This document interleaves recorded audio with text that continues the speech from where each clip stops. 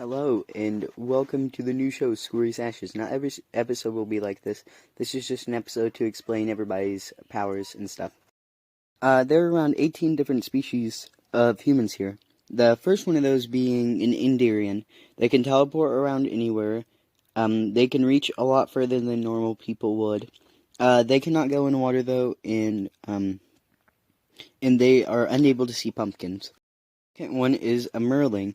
A Merling can breathe underwater, can see underwater, and can punch things underwater just like they're on top of land.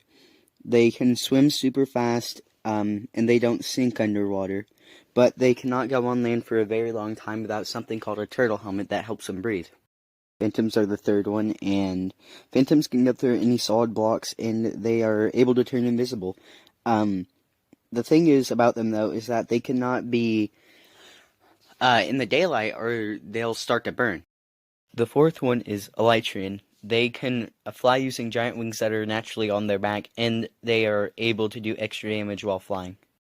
The fifth one is Blazeborn. They are immune to fire and do extra damage while they are actually on fire. They can swim through lava, and they cannot go into water or else they'll be very hurt. The sixth one is Avian. Avians have to sleep up very high or else they'll actually just simultaneously combust. They can also fall a little bit slower, and they can run a tiny bit faster. The seventh one is Arachnid. It can climb on walls and shoot out webs while being attacked, but it is a lot weaker than any other one. The eighth one is a Shulk. Shulks are able to be very strong by default, and they have extra storage pockets that other people just cannot have.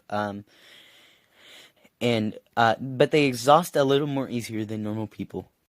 The ninth one is a feline. It is unable to take damage whenever it falls, and it can see in the dark, and it can jump extremely high. The 10th one is Starborn. Starborns explode whenever they're killed, if they are ever killed, and they are extremely slow at day, but extremely fast at night. They can also strike people with lightning and can jump up super high.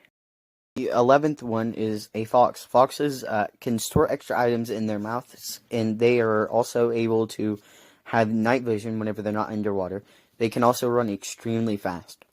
The 12th one is slimes. Slimes are immune to fall damage, and if they die, instead of dying, they just get split up into a bunch of tiny little versions of themselves. They can also jump extremely high and are extremely bouncy. The 13th one is a bee.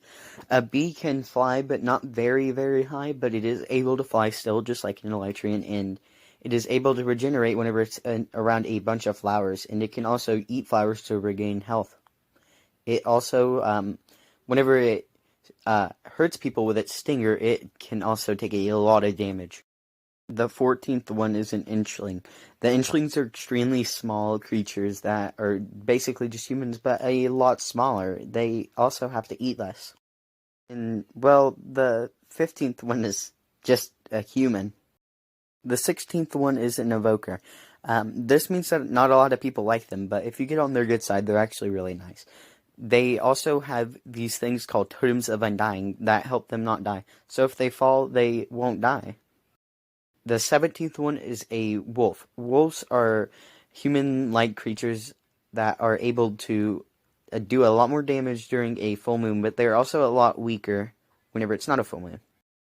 The 18th one, the final one, is a snow golem. Snow golems leave behind giant trails of snow behind them. They can also only live in very cold climates. If they go into hot climates, they start to melt and eventually die.